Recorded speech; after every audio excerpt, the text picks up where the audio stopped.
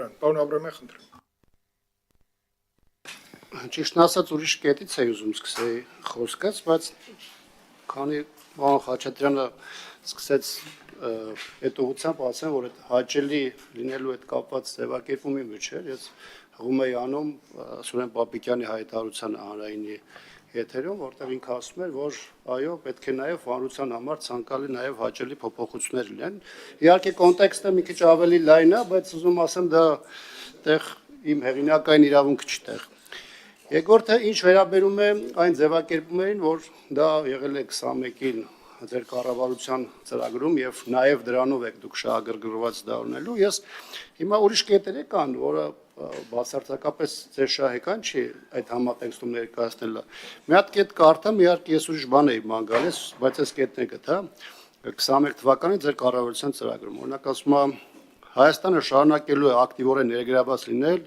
ՀԱՊԿ-ի աշխատանքներին, աշխատել պայմանագրային եւ փաստաթղթային բազայի հավաքական անվտանգության մեխանիզմների կատարելագործման, կիրառման եւ այլն եւ այլն։ Հիմա 21 թվականին դեռ չեմ խոսում բանակցային գործընթացի հետ կապված, Արցախի հետ կապված դիրքորոշում եւ այլն եւ այլն, այսինքն այստեղ հղում անել ձեր կառավարության ծրագրին ասել դե գիտեք սրանով էր պայմանավորված միայն այս հանգամանքը, բնականաբար դա բոլոր հարցերի պատասխանը չի տալիս։ Հիմա ինչ վերաբերում է քննությունների հետ կապված խոսեցիք, ասացիք, որ այդ վերահսկողական ծառայության ֆունկցիան ստուգելու եւ գնահատական տալու շատ ավելի մեծ չափորոշիչների հիման վրա հիմնված, նաեւ ասացիք համալրման հետ կապված խնդիրների, այս օրենքի հետ կապված մտահոգությունների մեծ մաս ամեն դեպս իմ մոտեցումը ամենաառաջինը հենց կախված է կամ կապված է համալրման հետ կապված աշխատանքներին։ Գիտեք, դուք թվային առումով շատ ավելի լավ եք թեմային տիրապետում, բայց իմ շփումները, իմ ուսումնասիրությունները, իմ գնահատականները, որոնք հաստատի իրավիճակի հետ են կապված, անկեղծ ասած որևէ առնչություն չունեն ձեր լավատեսության հետ։ Ես իհարկե լավատեսության առումով պաշտպան հայրենացի հետ կապված, իրականում ես էլ եմ կիսում այդ լավատեսությունը, որ այդ այնտեղ դինամիկա կա աճի, լավ ծրագիր ա եղել, մենք էլ դրան կողմ ենք քվեարկել, այսինքն դա այս բանը չեմ քննարկում։ Հա, կան բաներ, որոնք պետքա քննարկման ենթարկվի կամ փոփոխության միգուցե ենթարկվի, բայց համալրման հետ կապված մասով ես չեմ կարծում, թե մենք եկել ենք այն կետին հասել ենք, որտեղ այդ ռիսկերը ոչ միայն հաշվի են առնած, այլ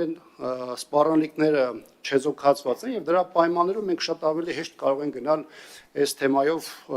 այս փոփոխությանը։ Միգուցե 3 տարի հետո, երբ որ այս թեման քննարկվեր մեկ այլ ֆորմատով, 3 տարի հետո շատ ճգնաժամեր կամ սպառնալիքներ կամ հաղթահարված լինեին, կամ դրանք չունենային այն առաջնայինությունը, որոնք ունեին։ Բայց այս տեսանկյունից ես երբ որ նայում եմ համալրվածության այսօրվա աստիճանին, ընդ որում տարբեր նախագծերի քննարկման ժամանակ նաև ձեր գործընկերներն են այդ մասին խոսել, նաև խորհրդանի ամբիոնից, ես կարծում եմ, որ այս թեման, այս շտապողականության մեջ դրսևորելը անվտանգության տեսանկյունից բազմաթիվ խնդիրներ ամեն դեպքում իր մեջ պարունակում է։ Ես ատեստացիայի համակարգի հետ կապված նաև ինչ է բերում, քանի որ դա ներկայացնում է նաև գրավչության բարձրացման ուղղված քայլ, եւ դրա հակասությունները միայն այդ ԳՌՏ քննությունով չեն արտահայտվում։ Հիմա տեսեք, կիսամյակային կտրվածքով զորամասերում քննություններ են, չէ՞, հանձնում 6 ամիսը մեկ։ Հիմա եթե քննությունները հանձնվում են եւ այդ քննությունները ունենում են X արդյունք, բայց նաև զուգահեռ կա ատեստացիայի համակարգ, որով մենք գնահատում ենք, նոր որոշում ենք, թե ինչպիսի բարձրացում է ունենում տվյալ զինծառայողը, այստեղ սրա մեջ է արդեն հակասությունը գալի մտնում, որովհետև այնտեղ ունենում ենք մեկ այլ իրավիճակ, ատեստացիայի համակարգի հետ կապված լրիվ այլ իրավիճակ։ Եվ մեկ հանգամանք եւս միջազգային դինամիկայի առումով եմ ասում, ընդհանուր միտումները աշխարհում միգուցե կան նաև բացառություններ, բայց տանում են նրան, որ գրավչությունը ընդհանուր զինվորական ծառայության նկատմամբ մեծ թվով երկրներում իշտում է, նաև դա եվրոպական տարբեր երկրներում է արտահայտվում եւ նույնիսկ այն պարագայում, երբ որ սոցիալական երաշխիքներ են բարձրացվում, աշխատավարձեր են բարձրացվում, համալրվածության հետ կապված բազմաթիվ խնդիրներ են լինում, որ մշտապես ուղեկցում են եւ դրանով է նաև պայմանավորված, որ տարբեր երկրներում նաև քննարկում են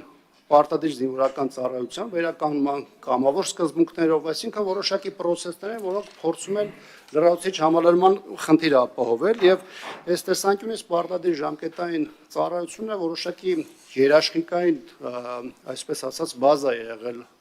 երկարդարներ զինված ուժերի համար եւ այս տեսանկյունից ես կարծում եմ, որ ակնհայտորեն շտապողականություն են դրսևորում։ Սրա անունը կդնենք նախընտրական, ինչպես դուք ասացիք, կամ մեկ այլ ձևակերպում կտանք, սա հարցի մեկ այլ մասն է, բայց այն, որ ակնհայտ այստեղ շտապողականություն կա, սա ուղղակի այստեղ արտահայտված է։ Շնորհակալություն, Աննա Գրիգորյան։